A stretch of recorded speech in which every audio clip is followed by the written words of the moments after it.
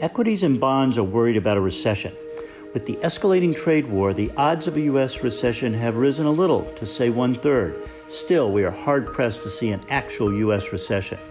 The news from Europe and China is much worse.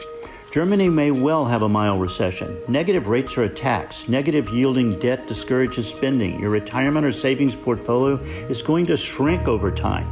Germany's auto sector is a mess.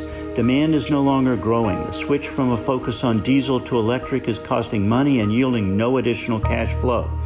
China is getting hit hard by the trade war and growth is decelerating rapidly. The trade war has hit equities and multinational profits harder than it has hit the U.S. consumer.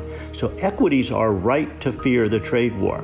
Bottom line, lower bond yields and equity volatility do not necessarily mean a U.S. recession, just a mild economic deterioration for the U.S.